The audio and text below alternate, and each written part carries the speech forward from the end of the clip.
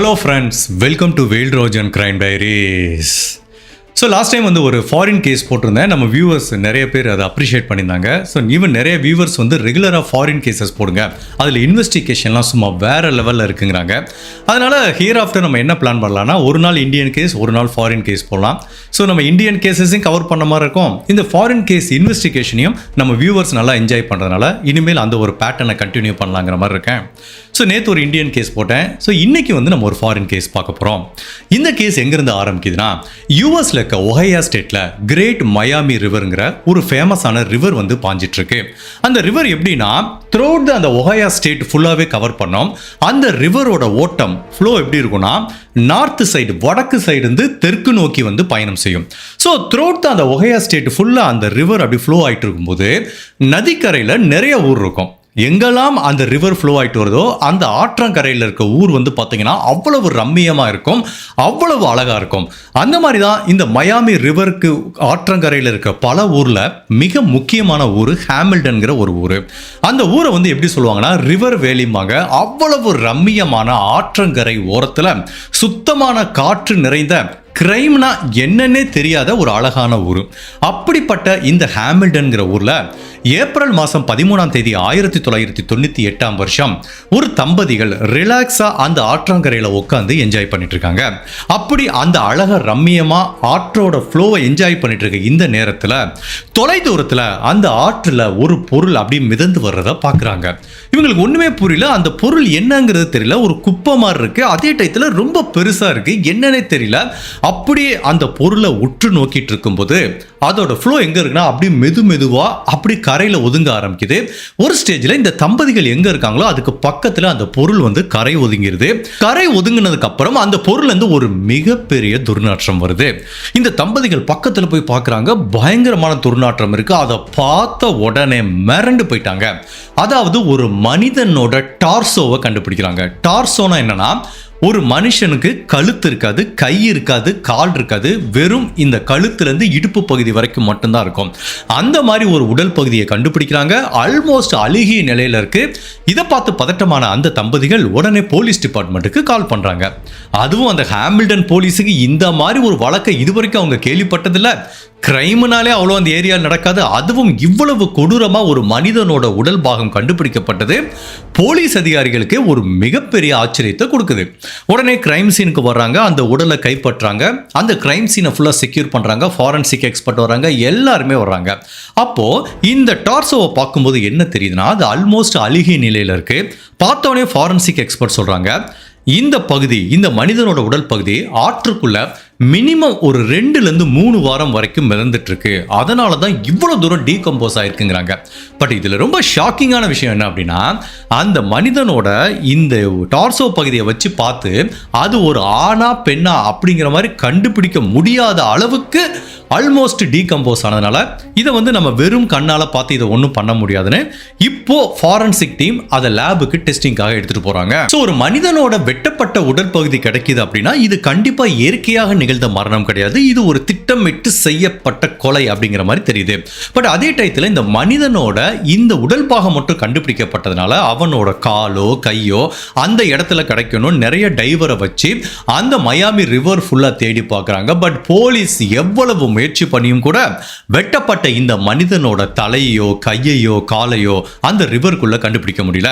அப்போ போலீஸுக்கும் ஃபாரன்சிக் டீமுக்கும் வேற வழியே இல்லை, இந்த டார்சோவை வச்சு தான் இந்த நபர் யாருங்கிறத கண்டுபிடிக்கணும், அதை வச்சு தான் இந்த நபரை யாரு கொலை பண்ணாங்க அப்படிங்கிறத கண்டுபிடிக்கணும். இப்போ ஃபர்ஸ்ட் ஃபாரன்சிக் டீம் பேத்தாலஜிஸ்ட் என்ன கண்டுபிடிக்க முயற்சி பண்றாங்கன்னா, இதோட ஜெண்டர், இது ஒரு ஆணா பெண்ணான்னு கண்டுபிடிக்க முயற்சி பண்றாங்க.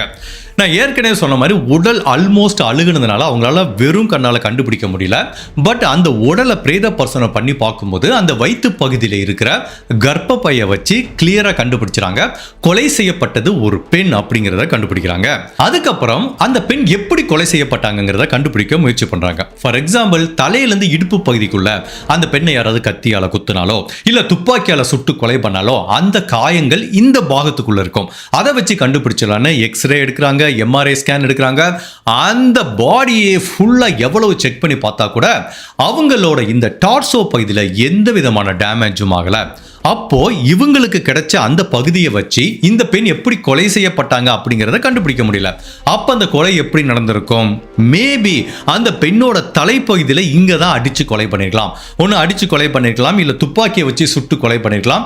கண்டிப்பா இந்த பெண்ணோட மரணம் அவங்களோட தலையில ஏற்பட்ட ஒரு காயத்தினால தான் நிகழ்ந்திருக்க வாய்ப்பு இருக்கு அப்படிங்கிற மாதிரி திங்க் பண்றாங்க. இப்போ மேலும் பேத்தாலஜிஸ்ட் என்ன சொல்றாங்கன்னா, இந்த பெண் கொலை செய்யப்பட்டு 2 to 3 வாரம் வரைக்கும் இருக்கலாம். எப்ப கொலை செய்யப்பட்டு அவங்களோட உடல் பாகங்கள் துண்டு துண்டா வெட்டப்பட்டதோ அப்பவே இந்த ரிவருக்குள்ள தூக்கி போட்டாங்க. சோ கிட்டத்தட்ட ஒரு 3 வாரம் இந்த டார்சோ வந்து அந்த ரிவருக்குள்ள தான் இருந்திருக்கு அப்படிங்கிற இன்னொரு மிக முக்கியமான ஃபைண்டிங்கை கண்டுபிடிக்கிறாங்க.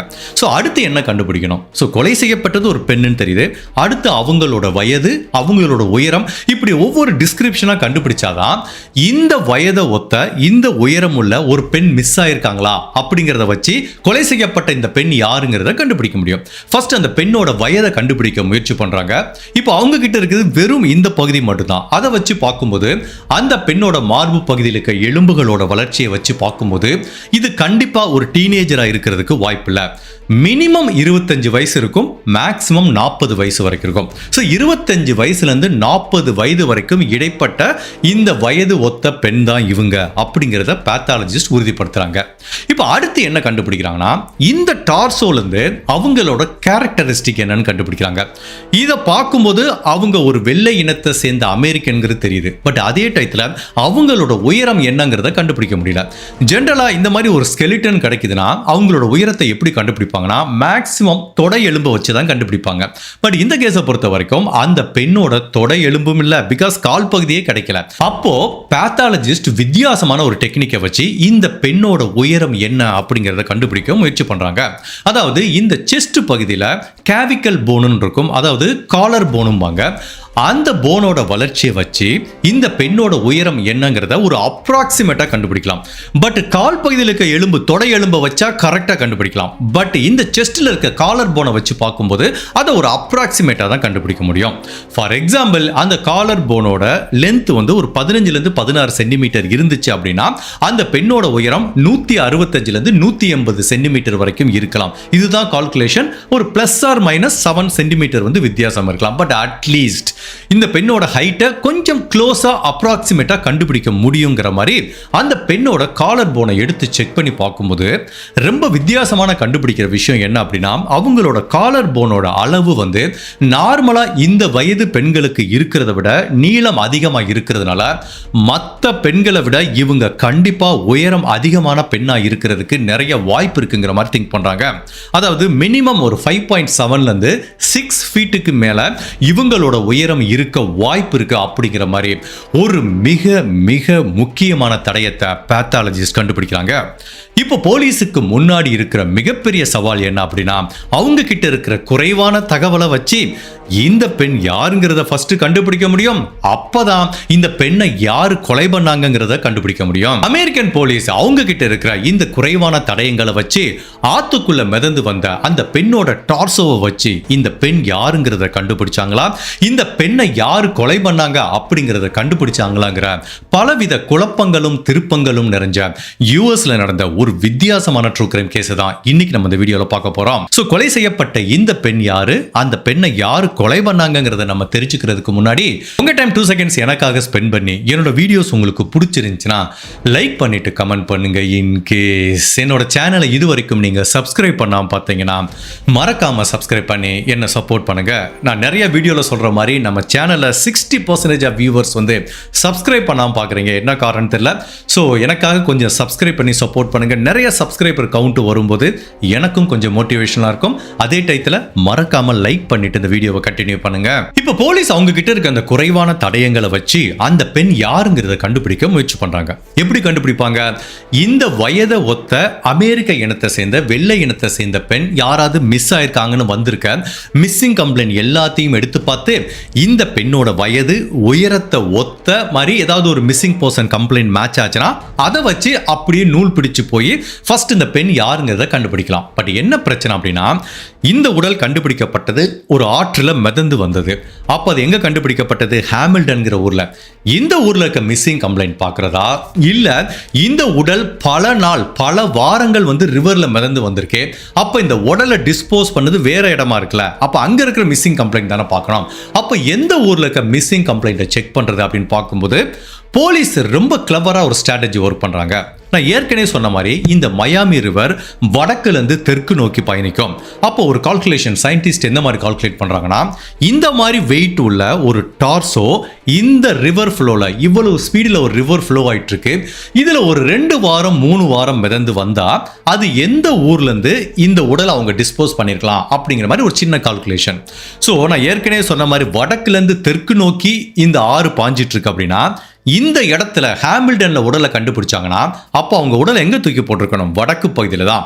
அப்போ ஹாமில்டன்ல இருந்து வடக்கு பகுதியில் கிட்டத்தட்ட ஒரு 20 மைல் டிஸ்டன்ஸ்ல எந்த ஊர் இருக்கு அப்படிங்கிறத பார்க்குறாங்க. அதாவது சயின்டிஸ்டோட அனுமானம் என்ன அப்படின்னா, இந்த டார்சோ 2 வாரம் மிதந்து வந்திருக்குன்னா மினிமம் ஒரு 20லேருந்து 30 மைல் வரைக்கும் டிராவல் பண்ணிருக்கணும். அப்போ ஹாமில்டன்ல இருந்து அப்படி வடக்கு நோக்கி பார்க்கும்போது 20 மைல் தொலைவில் மிடில் டவுன்கிற ஒரு ஊர் இருக்கு. சரி, நம்ம ஃபர்ஸ்ட் நம்மளோட தேடுதலை அந்த மிடில் டவுன்கிற ஊர்ல இருந்து ஆரம்பிக்கலான்னு இப்ப ஹாமில்டன் போலீஸ் மிடில் டவுனுக்கு போறாங்க. அங்க மிஸ் ஆன எல்லா பெண்களோட ரிப்போர்ட்டையும் எடுத்து பார்க்கும்போது கரெக்டா 3 வாரத்துக்கு முன்னாடி கார்லா எட்வர்ட்ஸ்ங்கிற ஒரு பெண்மணி போலீஸ் ஸ்டேஷன்ல ஒரு கம்ப்ளைண்ட் பதிவு பண்ணிருக்காங்க. சார், கடந்த 1 மாசமா என்னோட சகோதரி செரில் டர்கின்கிற பெண்ணு காணோங்கிற மாதிரி கம்ப்ளைண்ட் கொடுத்துருக்காங்க. அந்த செரிலோட போட்டோவும் இருக்கு, அவங்களோட டிஸ்கிரிப்ஷனும் இருக்கு.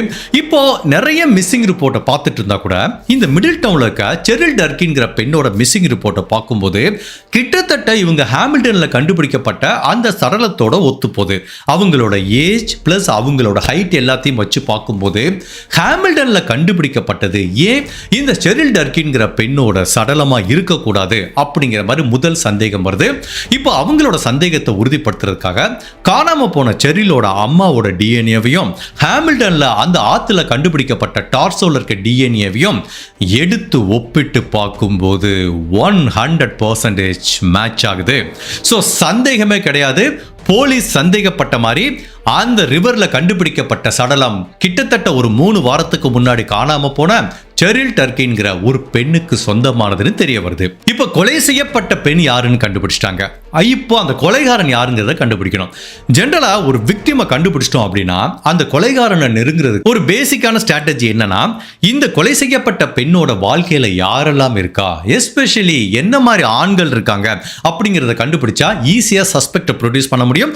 அந்த சஸ்பெக்டை வச்சு இந்த கொலைகாரனை நம்ம நெருங்கிடலாம் அப்படிங்கிற மாதிரி நினைச்சு ஃபர்ஸ்ட் அவங்களோட முதல் கட்ட விசாரணையை மிஸ்ஸிங் கம்ப்ளைண்ட் கொடுத்து அவங்க சகோதரி கிட்ட இருந்து ஆரம்பிக்கிறாங்க. கார்லா எட்வர்ட்ஸ்ங்கிற அந்த பெண்மணி என்ன சொல்றாங்கன்னா, சார், என்னோட சகோதரிக்கு நெடுநாளாவே போதை மருந்து பழக்கம் இருந்தது. ஸோ ரொம்ப லைஃப்ல ஸ்ட்ரகிள் ஆனாங்க. அதுக்கப்புறம் ரீஹாபிலேஷன் பண்ணி அந்த கெட்ட பழக்கத்திலிருந்து வெளியில வந்து இப்போ நல்ல ஒரு ஃப்ரெஷ்ஷான வாழ்க்கையை ஸ்டார்ட் பண்ணியிருந்தாங்க. சார், நாங்க 2 பேரும் ஒரே வீட்டில் தான் தங்கியிருந்தோம். என்னோட சகோதரி சில சமயம் வேலை நிமித்தமா வெளியில போனா கூட மேக்ஸிமம் ஒரு 1 or 2 டேஸ்க்கு மேல வெளியில தங்கினது இல்லை. பட் ஒரு 3 வாரத்துக்கு முன்னாடி பார்த்தீங்கன்னா திடீர்னு ஒரு 4-5 நாளா ஆளை காணோம். நானும் என்னோட சகோதரி ரீச் பண்ண முடியல. என் சகோதரி கிட்ட அப்ப செல்போன்லாம் கிடையாது, எப்படி ரீச் பண்றதுன்னு தெரியல. அவங்க ஃப்ரெண்ட்ஸ் எல்லாத்துக்கிட்டையும் கேட்டுட்டேன். என்னோட சகோதரி மிஸ் ஆயிட்டாங்கன்னு சொன்னதுனால தான் இந்த கம்ப்ளைண்ட் பதிவு பண்ணேன் அப்படிங்கிற மாதிரி அவங்க சகோதரி சொல்றாங்க. இப்போ அவங்க சகோதரி கிட்டே கேட்குறாங்க, சரி நீங்க இன்னொரு விஷயம் சொல்லுங்க, உங்க சகோதரிக்கு யார் கூடிய தொடர்பு இருக்கா, இல்ல உங்களுக்கு யார் மேல சந்தேகம் இருக்கா அப்படின்னு கேட்கும்போது இந்த கார்லா எட்வர்ட்ஸ்ங்கிற சகோதரி ஒரு மிக முக்கியமான தடயத்தை சொல்றாங்க. என்னோட சகோதரி எப்ப மிஸ் ஆனாலோ அடுத்த 2-3 நாள் கழிச்சு ஸ்காட்டுங்கிற ஒரு நபர் வந்து ஃபோன் பண்ணாரு. அந்த ஸ்காட் யாருன்னா என்னோட சகோதரியோட க்ளோஸ் ஃப்ரெண்டு தான். அந்த ஸ்காட் என்ன சொன்னார் அப்படின்னா, நீங்க கண்டுபிடிச்சிங்களா, உங்க சகோதரி கண்டுபிடிச்சிங்களான்னு கேட்டாங்க. இல்லையே, நான் கண்டுபிடிக்கலங்கிறாங்க. இல்ல நான் வேற மாதிரி கேள்விப்பட்டேன், உங்க சகோதரி யாரோ கொலை பண்ணி துண்டு துண்டா வெட்டி ரிவர்ல தூக்கி போட்டதா கேள்விப்பட்டேன். அதான் ஏதாவது ஒரு ரிவர்ல ஏதாவது கிடைச்சிருக்கா, அந்த மாதிரி ஏதாவது தகவல் வந்துச்சா அப்படிங்கிற மாதிரி ஸ்காட்டுங்கிற ஒரு நபர் வந்து இந்த கார்லா எட்வர்ட்ஸ்ங்கிற சகோதரிக்கு ஃபோன் பண்ணி கேட்டிருக்காரு. இந்த சகோதரி பயங்கர ஷாக் ஆயிட்டாங்க. என்னடா அது, மிஸ்ஸிங் ரிப்போர்ட் நம்ம கொடுத்துருக்கோம், நம்ம சகோதரி யாரோ துண்டு துண்டா வெட்டி கொலை பண்ணிட்டாங்களான்னு ஒருத்தன் சொல்றான்னு இவங்களுக்கு பயங்கர குழப்பம் இருந்திருக்கு. இது எப்ப நடந்ததுன்னா இவங்க உடல் கண்டுபிடிக்கப்படுறதுக்கு முன்னாடியே நடந்தது. அப்போனா இந்த ஸ்காட்டுங்கிற நபருக்கு நல்லாவே தெரிஞ்சிருக்கு யாரோ ஒரு நபர் அவங்கள துண்டு துண்டா வெட்டு கொலை பண்ணியிருக்காங்கன்னு. ஒன்று இந்த ஸ்காட்டே கொலைகாரனாக இருக்கிறதுக்கு வாய்ப்பு இருக்கு. அப்படி இல்லைன்னா மேபி இந்த ஸ்காட்டுக்கு தெரிஞ்ச ஒரு நபராக இருக்கணும். இப்போ ஃபர்ஸ்ட் அந்த ஸ்காட் எங்கே இருக்காங்கன்னு தேட ஆரம்பிக்கிறாங்க. அவனோட செல்ஃபோனை வச்சு ட்ராக் பண்ணி பார்க்கும்போது, அவனோட ஃபோன் ரெக்கார்டை எடுத்து பார்க்கும்போது, எப்போ செரில் காணாமல் போனாங்களோ கடைசியாக இவனுக்கு தான் ஃபோன் பண்ணியிருக்காங்க. அதாவது ஒரு பே ஃபோன்லேருந்து பண்ணியிருக்காங்க, ஒரு பப்ளிக் பூத்துலேருந்து இவனுக்கு ஃபோன் பண்ணியிருக்காங்க. இப்போ அந்த ஸ்காட்டுங்கிற நபர் தான் நம்பர் 1 சஸ்பெக்டாக இருக்காரு. இப்போ அந்த ஸ்காட்டை விசாரணைக்காக கூட்டிட்டு வராங்க. அப்போ அந்த ஸ்காட் என்ன சொல்றாரு, சார் நானும் செரிலும் நல்ல ஃப்ரெண்டு தான், அவள் அடிக்கடி எனக்கு ஃபோன் பண்ணுவா, காணாமல் போகிறதுக்கு முன்னாடி அவள் எனக்கு ஃபோன் பண்ணா இல்லைன்னு சொல்ல. ஏன்னா அவகிட்ட எந்த வெஹிக்கிளும் கிடையாது. எங்கேயாவது ஒரு இடத்துக்கு போகணும், ட்ராப் பண்ணோம்னா இந்த மாதிரி அவங்க ஃப்ரெண்ட்ஸ் கிட்ட வந்து ஹெல்ப் கேட்பா, நாங்கள் தான் காரில் போய் பிக்கப் பண்ணி ட்ராப் பண்ணுவோம். அந்த மாதிரி தான் ஏதோ ஒரு உதவி கேட்கறதுக்காக எனக்கு கால் பண்ணியிருக்கா. மற்றபடி அவளோட மரணத்துக்கும் எனக்கும் தொடர்பு இல்லைங்கிறாரு. சரி, தொடர்பு இல்லை, பட் உண்மையிலே செரியில இப்படி துண்டு துண்டா வெட்டி தான் கொலை பண்ணாங்க, ரிவர்ல தூக்கி போட்டாங்க அப்படிங்கிற தகவல் உனக்கு எப்படிப்பா தெரியும், அதுவும் அவங்க உடல் கண்டுபிடிக்கிறதுக்கு முன்னாடியே அப்படிங்கிற மாதிரி ஒரு கொஸ்டினை கேட்குறாங்க. அப்போ இவன் என்ன சொல்றான், சார் இது எனக்கு எப்படி தெரியும்னா, ஒரு போதை மருந்து டீலர் இருக்கான் சார். இந்த செரிலுக்கு முன்னாடி போதை மருந்து பழக்கம் இருந்ததுனால அந்த செரிலுக்கும் அந்த போதை மருந்து டீலருக்கும் ஒரு பிரச்சனை இருந்திருக்கு சார். ஸோ அந்த போதை மருந்து டீலர் தான் செரியில் இந்த மாதிரி கொலை பண்ணிட்டான் அப்படிங்கிற மாதிரி எல்லாருமே பேசிக்கிறாங்க சார். அந்த மாதிரி ஒரு தகவல் எனக்கு காத்து வாக்கில் வந்துச்சு. அதை உறுதிப்படுத்துறதுக்கு தான் உங்கள் சகோதரி கிட்ட கேட்டேன். மற்றபடி அந்த டீலர் யாருன்னு எனக்கு தெரியாது. இது எப்படின்னா ஸ்ட்ரீட் டாக்னு சொல்லுவாங்க, சும்மா அப்படி தெருவில் பேசிக்கிறது, அவ்வளோதான் சார் எனக்கு தெரியும். நீங்கள் வேணா என்ன வேணாலும் என்னை சோதனை பண்ணி பார்த்துக்கோங்க அப்படிங்கிற மாதிரி இந்த ஸ்காட்டுங்கிற நபர் சொல்கிறாரு. பட் இவன் சொல்கிறதுல கொஞ்சம் உண்மை இருக்கிற மாதிரி தெரியுது. பிகாஸ் இவனுக்கு தெரிஞ்ச எல்லா விஷயத்தையும் சொல்லிடுறான். போலீஸ் அவனோட ஃபோனையும் செக் பண்றாங்க, வீட்லயே போய் செக் பண்றாங்க. அந்த வீட்டுக்குள்ள எந்தவித அசம்பாவிதம் நடந்த மாதிரின்னு தெரியல. அப்போ இவன் சொன்னது உண்மைதான். ஸோ ஏதோ ஒன்று காத்து வாக்கில் ஒரு தகவல் வந்திருக்கு. அதை ஸ்காட்டு கேட்டுட்டு தான் உங்க சகோதரி கிட்ட சொல்லியிருக்கான். ஃபைன். பட் என்னதான் ஸ்காட் கொலைகாரனா இல்லாம இருந்தா கூட அவன் காத்து வாக்கில் கேட்டான் பார்த்தீங்களா, அந்த தகவல் உண்மை தானே. யாரோ ஒருத்தன் தான் அவங்களை கொலை பண்ணி ஆத்துல போட்டாங்கிறது அப்படியே பரவி இருக்கலாம். அப்ப அந்த கொலைகாரன் யாருன்னு போலீஸ் வலை வீசி தேட ஆரம்பிக்கிறாங்க. இப்போ போலீஸை பொறுத்த வரைக்கும் ஏதோ ஒரு சஸ்பெக்ட் கிடைச்சிச்சு, இந்த கேஸ் சால்வ்டா அப்படின்னு நினைச்சிட்டு இருந்தா, போலீஸ் நினைச்ச மாதிரி இது ஒரு அவ்வளவு ஈஸியான கேஸ் கிடையாது. கண்டிப்பா இதுக்கு பின்னாடி பலவிதமான மர்மங்கள் ஒளிஞ்சிட்டு இருக்கு அப்படிங்கிறது மட்டும் தெரியுது. ஐடென்டிட்டி தெரியுது, பட் சஸ்பெக்டை ப்ரொடியூஸ் பண்ண முடியலையே. இப்போ அடுத்து எந்த திசையை நோக்கி பயணம் பண்றது அப்படிங்கிறது டிடெக்டிவ் தெரியல. அப்ப டிடெக்டிவ் என்ன பண்றாங்க, திரும்ப பேத்தாலஜிஸ்ட்டை போய் உதவி கேட்கறாங்க. சார் இந்த டார்சோல இருந்து வேற ஏதாவது கண்டுபிடிக்க முடியுமான்னு பாக்குறாங்க.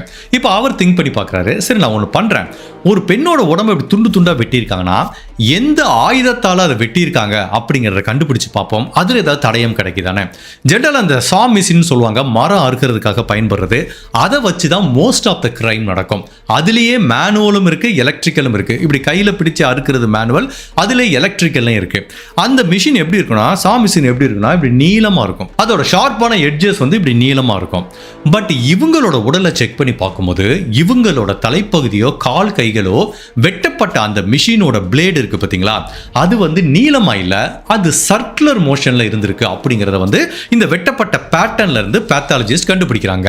அதுவும் அதோட ஃபோர்ஸ் ரொம்ப அதிகமா இருந்ததுனால பேத்தாலஜிஸ்டோட கன்க்ளூஷன் என்ன அப்படின்னா, எலக்ட்ரிக்கல் எக்யூப்மெண்ட்டை வச்சு கட் பண்ணிருக்காங்க சா மிஷினை, அதோட பிளேடு வந்து ரவுண்டா இருக்கு. இது வந்து இன்னொரு மிக முக்கியமான தடயமா பார்க்கப்படுது. பிகாஸ் இந்த ரவுண்டு பிளேடுங்கிறது வந்து ரொம்ப யூனிக்கா பார்க்கப்படுற விஷயம். சரி, அதை வச்சு ஏதாவது தடயம் கிடைக்குமா அப்படிங்கிற மாதிரி ஒரு ஆங்கிள்லையும் போலீஸ் விசாரணை பண்றாங்க. பட் போலீஸுக்கு ஒண்ணு மட்டும் தெரியுது, நம்ம ஹேண்டில் பண்ணிட்டு இருக்க அந்த கொலைகாரன் ஒரு சாதாரண நபர் கிடையாது. ஒரு பெண்ணை கொலை பண்ணி இப்படி துண்டு துண்டா வெட்டி தூக்கி போறது ஒரு சாதாரண எமோஷனலா கொலை பண்றதுனால முடியாது. கண்டிப்பா இவன் ஒரு டேஞ்சரான பர்சன். இவன் இதுக்கு முன்னாடி பல கொலைகளோட பண்ணியிருக்கலாம், ஏன் இதுக்கப்புறம் இன்னும் நிறைய கொலைகள் கூட பண்ணியிருக்கலாம்.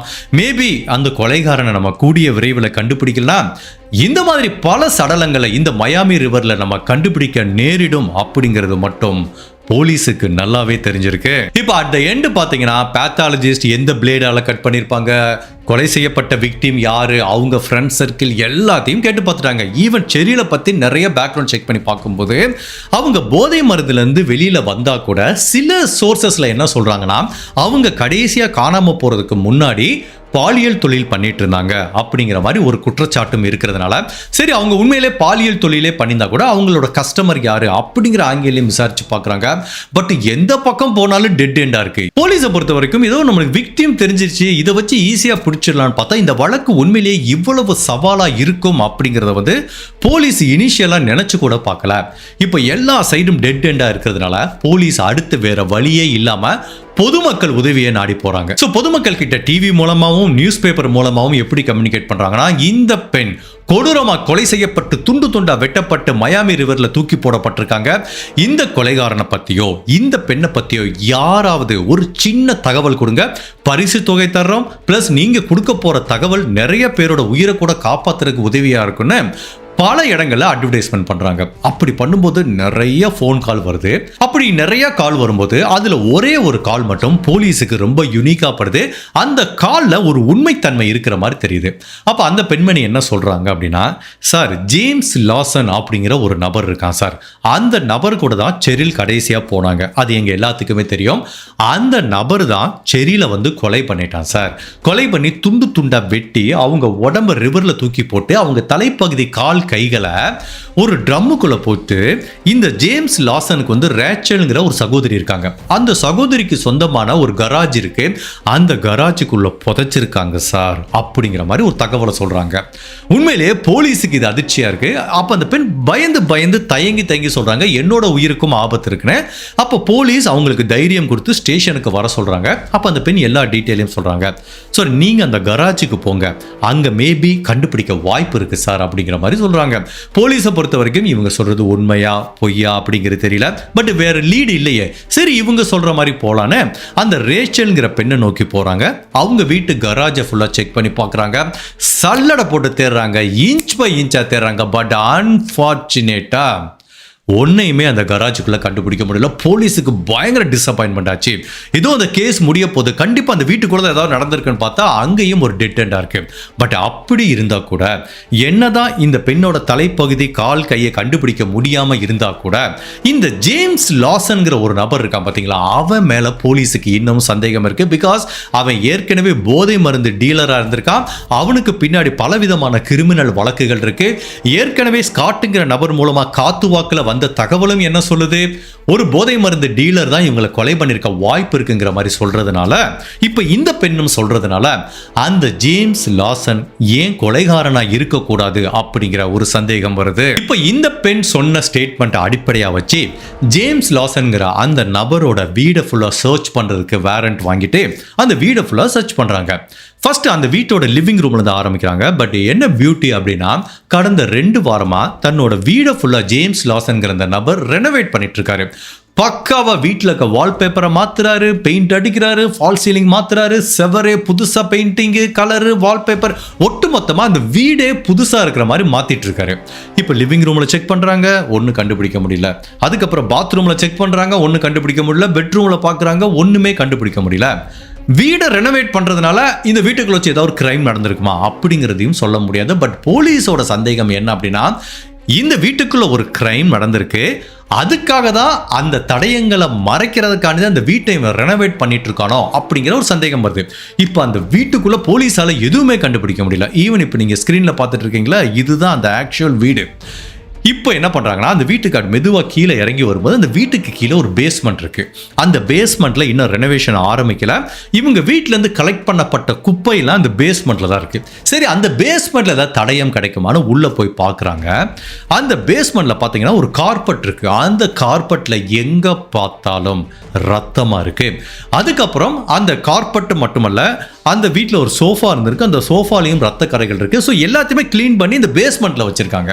இப்போ இது ஒரு மிக முக்கியமான தடயமா பார்க்கப்படுது.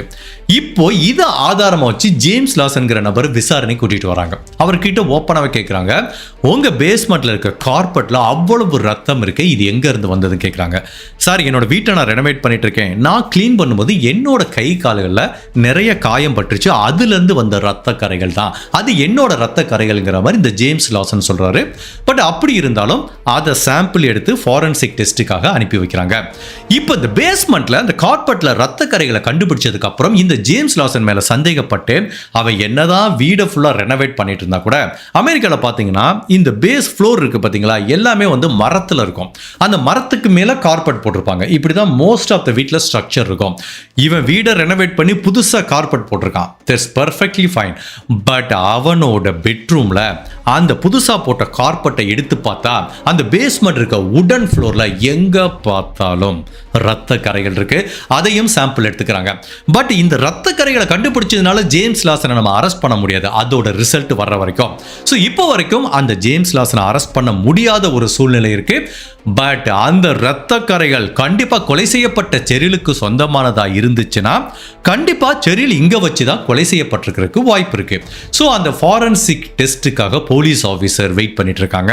கிட்டத்தட்ட ஒரு 2 நாள் கழிச்சு அந்த லேப் ரிசல்ட் வருது. அது என்ன சொல்லுதுன்னா, இந்த ஜேம்ஸ் லாசனோட பேஸ்மெண்ட்லயும் உடன் ஃப்ளோர்லயும் கண்டுபிடிக்கப்பட்ட ரத்த கரைகள் கொலை செய்யப்பட்ட செரிலுக்கு சொந்தமானதுன்னு 100% உறுதி செய்யப்படுது. மேலும் அங்கு லூமினால் அப்ளை பண்ணி பார்க்கும்போது அந்த ரத்த கரைகளோட பேட்டர்னை வச்சு இங்கே தான் கொலை செய்யப்பட்டிருக்காங்க, இங்கே வச்சு தான் துண்டு துண்டா வெட்டப்பட்டிருக்காங்க அப்படிங்கிற பல தடயங்கள் உறுதி செய்யப்பட்டதுனால இப்போ இந்த ஜேம்ஸ் லாசன் தான் கொலைகாரன் அப்படின்னு அவனை அரெஸ்ட் பண்ண போனா எப்படியும் போலீஸ் கண்டுபிடிச்சிருவாங்கன்னு சொல்லிட்டு ஆள் எஸ்கேப் ஆயிட்டான். இப்போ அந்த ஜேம்ஸ் லாசனை போலீஸ் தேட ஆரம்பிக்கிறாங்க. இந்த டயத்தில் அந்த ஜேம்ஸ் லாசனை ஒரு பெண் காட்டி கொடுத்தாங்களே, அவங்க என்ன சொன்னாங்கன்னா, ஜேம்ஸ் லாசனுக்கு ஒரு சகோதரி இருக்காங்க, ரேச்சல்னு. அவங்களோட கராஜில் நீங்கள் அந்த பெண்ணோட தலைப்பகுதி கை கால்களை கண்டுபிடிக்கலாம்னு சொன்னாங்க. பட் ரேச்சலோட கராஜில் அது இல்லை. பட் ரேச்சலுக்கு இது கண்டிப்பாக தெரிஞ்சிருக்க வாய்ப்பு இருக்குன்னு இப்போ எஸ்கேப் ஆன அந்த ஜேம்ஸ் லாசனோட சகோதரி ரேச்சல்ங்கிற பெண்மணியும் அந்த ஜேம்ஸோட அம்மா சூசன்கிற பெண்மணியும் விசாரணை கூட்டிட்டு வராங்க. அவங்க என்னதான் எனக்கு எதுவுமே தெரியாதுன்னு கம்பி கட்டுற கதையெல்லாம் சொன்னா கூட ஈஸியாக போலீஸ் அவங்க கிட்ட போட்டு வாங்கிட்டாங்க. ஃபைனலாக அவங்க என்ன கன்ஃபெஷன் பண்ணிக்கிட்டாங்கன்னா, என்னோட பையன் தான் கொலை பண்ணா, அந்த தலையையும் கை கால்களையும் நாங்கள் தான் டிஸ்போஸ் பண்ணோம், என்னோட பையனை காப்பாற்றுறதுக்காக நானும் என்னோட பொண்ணு தான் சேர்ந்து பண்ணோம் அப்படிங்கிற மாதிரி சொல்கிறாங்க. இவங்க என்ன சொல்கிறாங்கன்னா, இவன் என்ன பண்ணியிருக்கான், அந்த பெண்ணோட தலை கை கால்களை வெட்டி ஒரு ட்ரம்முக்குள்ளே போட்டிருக்கான். அந்த ட்ரம்மை ரேச்சல்ங்கிற தன்னோட சகோதரியோட கராஜில் தான் கொஞ்ச நாள் வச்சுருக்கானுங்க. அதுக்கப்புறம் அது ஸ்மெல் வர ஆரம்பிக்குது. அதுக்கப்புறம் இந்த சகோதரி ரேச்சலும் அவங்க அம்மா சூசனும் சேர்ந்து இந்த ட்ரம்மை எடுத்துகிட்டு போய் ஊருக்கு ஒதுக்குப்புறமாக இருக்கிற ஒரு காட்டு பகுதிக்குள்ளே குழி தோண்டி புதைச்சிருக்காங்க. இந்த ஜேம்ஸ் என்ன பண்ணிருக்கான், இந்த டார்சோவை ரிவர்ல தூக்கி போட்டிருக்கான். இப்போ இவங்க சொல்ற ஸ்டேட்மெண்ட் உண்மையான்னு தெரிஞ்சுக்கிறதுக்காக எந்த இடத்துல இவங்க செரிலோட தலை கை கால்களை புதைச்சாங்களோ அங்க போறாங்க, தோண்டுறாங்க, எடுக்கிறாங்க, அங்க ரிமைன்ஸை கண்டுபிடிக்கிறாங்க, அதை டிஎன்ஏ டெஸ்ட் பண்ணி பார்க்குறாங்க, எல்லாமே மேட்ச் ஆகுது. அதாவது ரிவர்ல கண்டுபிடிக்கப்பட்ட டார்சோ, இங்க கண்டுபிடிக்கப்பட்ட தலை கை கால்கள் எல்லாமே ஒரே பெண்ணுக்கு சொந்தமானது, அது செரில்ங்கிறது தெரிய வருது.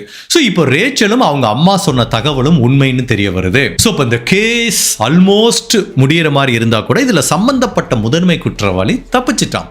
இப்போ போலீஸும் அவனை வலை வீசி தேடுறாங்க. நாட்கள் வாரமாகுது, வாரங்கள் மாதமாகுது, உண்மையிலேயே அவன் எங்கே போனான்னு கண்டுபிடிக்க முடியல. அப்போ போலீஸ் என்ன பண்ணுறாங்க, யூஎஸ் ஃபுல்லாக அமெரிக்காஸ் மோஸ்ட் வாண்டட்னு ஒரு ப்ரோக்ராம் இருக்கும், அதில் இவனோட ஃபோட்டோவை போட்டு தேடும்போது ஃபைனலாக இண்டியானா ஸ்டேட்லேருந்து ஒரு பார்ட்டி ஃபோன் பண்ணுறாங்க. அந்த பார்ட்டி என்ன சொல்கிறாங்கன்னா, சார் நான் இண்டியானா ஸ்டேட்லேருந்து பேசுகிறேன், என்னோட பேத்தி ஒரு நபர் கூட டேட் பண்ணிட்டு இருக்கான், அவன் பேர் ஏதோ டாசன் அப்படிங்கிற மாதிரி என்னமோ சொல்கிறாங்க, கொஞ்ச நாளாக தான் டேட் பண்ணிட்டு இருக்கான். பட் அந்த நபரை பார்த்தீங்கன்னா அவனோட ஆக்டிவிட்டீஸில் கொஞ்சம் வித்தியாசமாக இருக்குது. அதுவும் அமெரிக்காஸ் மோஸ்ட் வாண்டடில் ஒரு ஃபோட்டோ வந்தது. அந்த ஃபோட்டோ பார்க்கும்போது இவன் ஃபோட்டோ மாதிரியே இருக்குது. அதனால் நான் அதுக்கப்புறம் எந்த வீடியோ எடுக்க போனாலும் ஃபோட்டோ எடுக்க போனாலும் அவன் ரொம்ப ஷையாக ஃபீல் பண்ணுறான். தன்னோட முகத்தை காமிக்கிறதுக்கே அவன் ரொம்ப ஒரி பண்ணுறான். எனக்கு என்னமோ நீங்கள் தேடிட்டு இருக்க அந்த நபர் என்னோட பேத்தி கூட டேட் பண்ணிட்டு இருக்க அந்த டாசனாக இருக்கிறதுக்கு நிறைய வாய்ப்பு இருக்குது சார், நீங்கள் ஏன் செக் பண்ணக்கூடாதுங்கிறாங்க. இப்போ போலீஸ் பயங்கர ஹாப்பி ஆயிட்டாங்க. இந்த middle town police, Hamilton police, இவங்க எல்லாம் இண்டியானா போலீஸோட கோஆர்டினேட் பண்ணி ஒரு போலீஸ் பட்டாளமே அந்த வீட்டுக்கு போறாங்க. ஸோ திடீர்னு அந்த வீட்டுக்குள்ளேருந்து இந்த டாசன்கிற நபர் வெளில வராரு. துப்பாக்கியை காட்டி போலீஸ் அரெஸ்ட் பண்றாங்க. அந்த நபர்கிட்ட நீங்க தானே ஜேம்ஸ் லாசன்ங்கிறாங்க. இல்லை சார், நீங்க ஏதோ தப்பான நபரை தேடிட்டு இருக்கீங்க, நான் டாசன் அப்படிங்கிற மாதிரி சொன்னா கூட ஃபேஸை பார்த்தா தெரியாதா? ஈவன் டிஎன்ஏ டெஸ்ட் பண்ணி கூட போலீஸ் உறுதிப்படுத்திட்டாங்க. டாசன்கிற பேருக்கு பின்னாடி ஒளிஞ்சிட்டு இருந்தது ஜேம்ஸ் லாசன்கிற அந்த நபருங்கிறது தெரிய வருது. ஸோ ஃபைனலாக செரியில கொலை பண்ணி துண்டு துண்டா வெட்டி ஆற்றுல தூக்கி போட்ட இந்த ஜேம்ஸ் லாசன்கிற நபரை அரெஸ்ட் பண்ணுறாங்க. இப்போ அரெஸ்ட் பண்ணி அந்த நபரை விசாரணைக்காக கூட்டிட்டு வராங்க. ஜென்ரலாக கொலை அப்படிங்கிறது கிரைமிலே உச்சக்கட்ட கிரைம், அதுக்குரிய மோட்டிவ் ஸ்ட்ராங்காக இருக்கணும். இப்போ எதுக்காக ஜேம்ஸ் செரியில கொலை பண்ணா அப்படிங்கிறதுக்கு இன்னமே அது அவிழ்க்க முடியாத மர்மம் முடிச்சா இருக்கு. ஒவ்வொருத்தவங்களும் ஒவ்வொரு தேரி சொல்றாங்க. இப்போ இந்த ஜேம்ஸ் லாசனை பொறுத்த வரைக்கும் செரில் தன்னோட வீட்டில் வச்சு தான் கொலை செய்யப்பட்டாங்க, துண்டு துண்டா வெட்டப்பட்டாங்க அப்படிங்கிற எல்லாத்தையும் ஃபாரன்சிக் எவிடன்ஸோட நிரூபிச்சிட்டாங்க. நம்ம இனிமேல் தப்பிக்க முடியாதுன்னு தெரியும். ஸோ நான் தான் கொலை பண்ணேன் அப்படிங்கிறத ஒத்துக்கிட்டான். பட் எதுக்காக கொலை பண்ணேங்கிற மாதிரி அவன் சொல்கிறான்னா, சார் இந்த பெண்மணி பாலியல் தொழில் பண்ணுறவங்க, நான் என்னோட வீட்டுக்கு கூட்டிகிட்டு வந்தேன், பணம் கொடுத்து கூட்டிகிட்டு வந்தேன். ஸோ நாங்கள் 2 பேரும் வீட்டில் ஜாலியாக இருக்கும்போது நான் பாத்ரூம் போன நேரத்தில் என்னோட வீட்டில் வந்து லாக்கர் இருக்குல்ல, அந்த லாக்கரை உடைச்சி அந்த பெண் திருட முயற்சி பண்ணாங்க. அப்போ நான் போய் தடுத்தேன், பயங்கர ஆர்குமெண்ட் ஆச்சு. அப்போ அந்த பெண்ணோட தலையிலே அடித்து இறந்து போயிட்டாங்க. எனக்கு என்ன பண்ணுன்னு தெரியாமல் பதட்டத்தில் நான் தான் துண்டு துண்டாக வெட்டி தூக்கி போட்டேன். அந்த ரிமைன்ஸை என்னோட சகோதரிக்கிட்டையும் அம்மா கிட்டையும் கொடுத்து டிஸ்போஸ் பண்ண சொன்னேன். ஸோ இது வந்து என்னோட வீட்டை கொள்ளையடிக்க முயற்சி பண்ணாங்க, அதுக்காக நான் கொலை பண்ணேன் அப்படிங்கிற மாதிரி தான் காரணங்கிற மாதிரி ஜேம்ஸ் சொல்கிறாரு. இது எவ்வளோ உண்மைங்கிறது தெரியாது, இது உண்மையிலே ஜேம்ஸுக்கு மட்டுமே தெரிஞ்ச ரகசியம். இன்னொரு தியரி என்ன சொல்கிறாங்க அப்படின்னா, ஏற்கனவே கேள்விப்பட்ட மாதிரி செரில் வந்து பாலியல் தொழில் பண்ணுறவங்க. ஸோ அந்த மாதிரி கஸ்டமராக போகும்போது 2 பேத்துக்குள்ள ஒரு ஆர்கியூமெண்ட் ஏற்பட்டிருக்கு. அதுவும் செரில் இந்த ஜேம்ஸை மீட் பண்ணும்போது அவன் ஃபுல் போதையில் இருந்திருக்கான். ஸோ இது போதையில் செய்யப்பட்ட கொலை அப்படிங்கிற மாதிரியும் இன்னொரு தியரி சொல்கிறாங்க. பட் ஆக்சுவலாக அந்த இடத்துல என்ன நடந்துச்சு அப்படிங்கிறது தெரியல. பட் செரில் இவனை பார்க்க வீட்டுக்கு போயிருக்காங்க, 2 பேத்துக்குள்ளேயும் ஆர்கியூமெண்ட் வந்திருக்கு. அவன் ஜேம்ஸ் வந்து ஃபுல் போதையில் இருந்திருக்கான், அதுவும் போதை மருந்தில் இருந்திருக்கான். அதனால தான் இப்படி கொலை பண்ணி இவ்வளவு மோசமாக நடந்திருக்கு. பிகாஸ் ஒரு நார்மலாக ஒரு நபர் ஆல்கஹால்லாம் சாப்பிட்டா இவ்வளோ தூரம்லாம் ஒரு கிரைமை பண்ண முடியாது. இந்த போதை மருந்து சாப்பிட்டாங்கன்னா அவங்களுக்கு என்ன பண்ணுறோங்கிறதே தெரியாது. அந்த மாதிரி ஒரு சூழ்நிலை இந்த மாதிரி ஒரு கிரைமை பண்ணியிருக்க வாய்ப்பு இருக்குது அப்படிங்கிற மாதிரி தெரியுது. ஒட்டுமொத்தத்தில் மோட்டிவ் என்ன வேணாலும் இருக்கலாம். இந்த பெண்மணி அவன் வீட்டுக்கு போயிருக்காங்க, அங்கே வச்சு இவன் கொலை பண்ணியிருக்கான். அதில் தான் எந்த டவுட்டுமே கிடையாது. ஈவன் இப்போ நீங்கள் ஒரு கிளிப்பிங் பார்க்குறீங்க, இந்த பெட்ரூமில் வச்சு தான் கொலை செய்யப்பட்டிருக்கான். அப்புறம் அந்த லிவிங் ரூமுக்கு எடுத்துகிட்டு வந்திருக்கான். அப்புறம் அந்த மாடிப்படி வழியாக தான் அவங்க உடம்பை தரன்னு இழுத்துட்டு வந்து பேஸ்மெண்ட்டுக்கு எடுத்துகிட்டு வந்திருக்கான். அப்படிங்கிறது வந்து ஈவன் அந்த லூமினால் அப்ளை பண்ணதுக்கப்புறம் அந்த பிளட் ஸ்பேட்டரை வச்சு கண்டுபிடிக்கிறாங்க. ஃபைனலாக செரியில் இந்த ஜேம்ஸ் லாசன் தான் கொலை பண்ணா அப்படிங்கிறது உறுதி செய்யப்பட்டு அமெரிக்கா நீதிமன்றத்தில் அவன் குற்றவாளிங்கிற மாதிரி கன்ஃபார்ம் பண்ணி அவனுக்கு 21 வருடங்கள் சிறை தண்டனை கொடுக்குறாங்க. 21 வருடங்களுக்கு அப்புறம் பரோல் கிடைக்கிறதுக்கு வாய்ப்பு இருக்கு. ஸோ இது நடந்தது எப்போ? 99ல் தண்டனை கொடுத்துருக்காங்க. இப்போ 21 வருடங்கள் முடிஞ்சு. நான் கடைசியாக ஒரு ஆர்டிகல் படித்து பார்த்தேன், ஈவன் 21 வருடங்களுக்கு அப்புறம் கூட அவனுக்கு பரோல் வந்து டினை செய்யப்பட்டிருக்கு அப்படிங்கிற மாதிரி படித்து பார்த்தேன். பட் உண்மையிலே இப்போ கரண்ட் ஸ்டேட்டஸ் என்னன்னு எனக்கு தெரியல, ஜெயிலில் இருக்கானா இல்லை வெளியில் வந்துட்டானா அப்படிங்கிறது. ப்ளஸ் இந்த வழக்கில் இந்த உடலை டிஸ்போஸ் பண்ணுறதுக்காக உதவி செஞ்ச இந்த ஜேம்ஸோட சகோதரி ரேச்சல், அவங்க அம்மா சூசன், 2 பேத்துக்கும் தலா 4 வருடங்கள் சிறை தண்டனை கொடுத்துருக்காங்க. இந்த அமெரிக்க கேஸில் என்ன ரொம்பவே ஆச்சரியப்படுத்துகிற வழக்குகள், இந்த மாதிரி ஆச்சரியப்படுத்துகிற விஷயங்கள் என்ன அப்படின்னா, ஒரு கிரைமை சால்வ் பண்ணுறதுக்கு எந்த எக்ஸ்டெண்டுக்கு வேணாலும் போகிறாங்க. உண்மையிலே அது ஒரு பாலியல் தொழில் பண்ணுற பெண்ணோட கொலை வழக்காக இருந்தால் கூட அதையும் அவ்வளோ சின்சியராக எடுத்து சால்வ் பண்ணுறாங்க. அவ்வளோ சீக்கிரம் கிவ் அப் பண்ண மாட்டேங்கிறாங்க. ஈவன் நிறைய கோல்டு கேஸ்லாம் இருக்குது, நான் இல்லைன்னு சொல்லலை. இந்த கேஸை எடுத்துப்போம், வெறும் அந்த பெண்ணோட உடல் பகுதி தான் கிடைச்சிருக்கு, தலை கால் கை எதுவுமே கிடைக்கல. அப்படிப்பட்டதை வச்சு கிடைக்கிற சின்ன சின்ன தடயங்களை டெவலப் பண்ணி பேக் ட்ராக் பண்ணி எங்கே போய் மிஸ்ஸிங் ரிப்போர்ட் செக் பண்ணலாம், அந்த பெண்ணோட உயரம் என்ன அப்படிங்கிறத பேத்தாலஜிஸ்ட் கண்டுபிடிச்சி பாருங்கள் எவ்வளவு ஃபாரன்சிக் எக்ஸ்பர்ட் வந்து இதில் இன்வால்வ் ஆயிருக்காங்க. எலும்புகளை ஆராய்ச்சி பண்ணுற ஆந்த்ரோபாலஜிஸ்ட், அப்புறம் பிரேத பரிசோதனை பண்ணுற பேத்தாலஜிஸ்ட், அதுக்கப்புறம் டிடெக்டிவ், போலீஸ் ஆஃபீஸர்னு அவ்வளோ பேர் இன்வால்வ் பண்ணி அந்த மிஸ்ஸிங் ரிப்போர்ட்டை பார்த்து பேக் ட்ராக் பண்ணி கடைசியில் அந்த கொலைகாரனை ரீச் பண்ணி உண்மையிலேயே வேற லெவலில் ஒர்க் பண்ணியிருக்காங்க. ஸோ ஒரு கிரைமை சால்வ் பண்ணுறதுக்கு எந்த லெவலுக்கு வேணாலும் போலீஸ் போய் ஒர்க் பண்ணுவாங்க, என்ன மாதிரி தடயங்களை வேணாலும் அவங்க செக் பண்ணுவாங்க அப்படிங்கிறதுக்கு இந்த கேஸும் ஒரு சரியான உதாரணம். பிகாஸ் எந்த ஒரு கிரைம் இன்வெஸ்டிகேஷன்லையும் அந்த திங்கிங்கிறது ரொம்ப ரொம்ப முக்கியம். ஃபார் எக்ஸாம்பிள், இவங்க உடல் கண்டுபிடிக்கப்பட்டது ஹாமில்டன்கிற ஊரில், பட் அங்கே போய் மிஸ்ஸிங் ரிப்போர்ட் செக் பண்ணாமல் அந்த டார்சோவோட வெயிட்டை வச்சு தண்ணிக்குள்ளே மிதந்து வந்தால் இவ்வளோ தூரம் ஒரு 3 வீக்ஸ் ட்ராவல் பண்ணால் அது எவ்வளோ தூரம் பயணிச்சிருக்கும், அந்த ரிவரோட ஸ்பீடை வச்சு அதோட டைரக்ஷனை வச்சு எந்த ஊர்லேருந்து இந்த உடல் தூக்கி போகப்பட்டிருக்கலாம் அப்படிங்கிறத யூகிச்சு மிடில் டவுனில் போய் செக் பண்ணாங்களா. உண்மையிலேயே வேற லெவல் திங்கிங். அதே மாதிரி இப்போ ஜென்ரலாக அந்த மாதிரி ஸ்கெலிட்டன்லேருந்து ஹைட்டை எப்படி கண்டுபிடிப்பாங்க, தொடை எலும்பை வச்சு, அது இல்லாமல் இருந்தால் கூட எனக்கே இந்த கேஸ் மூலமாக தான் நான் தெரிஞ்சுக்கிட்டேன். அப்ராக்சிமேட்டான ஹைட்டை வந்து காலர் போன்னு சொல்லுவாங்க, நம்ம செஸ்ட்டில் இருக்க காலர் போனை வச்சு ஒரு plus or minus centimeter 6-7 centimeter இருக்கிற அளவுக்கு நம்ம ஹைட்டை அப்ராக்சிமேட்டாக கண்டுபிடிக்க முடியும். அதையும் கண்டுபிடிச்சி அந்த பெண்ணோட ஹைட்டு வந்து ரொம்ப யூனிக்காக இருந்திருக்கு. அதை வச்சு தான் அந்த மிஸ்ஸிங் பர்சன் இந்த பெண்ணாக தான் இருக்கணும் அப்படிங்கிறத வந்து கரெக்டாக கண்டுபிடிச்சு மேட்ச் பண்ணியிருக்காங்க. ஸோ இந்த ஹைட்டையும் கண்டுபிடிச்சது வந்து ஒரு மிக முக்கியமான ஒரு எவிடன்ஸாக தான் பார்க்கப்படுது. ஸோ அமெரிக்க போலீஸ் திறமையாக ஒர்க் பண்ணி இந்த வெறும் டார்சோலேருந்து வேற லெவலில் தீர்த்த இந்த ட்ரூ கிரைம் கேஸை பற்றி நீங்கள் என்ன நினைக்கிறீங்க? உங்களோட கருத்தை மறக்காமல் இந்த வீடியோவில் பதிவு பண்ணுங்கள். இந்த மாதிரி அனதர் கேஸில் உங்களை சந்திக்கிறேன். Till then stay safe, take care, பாய்.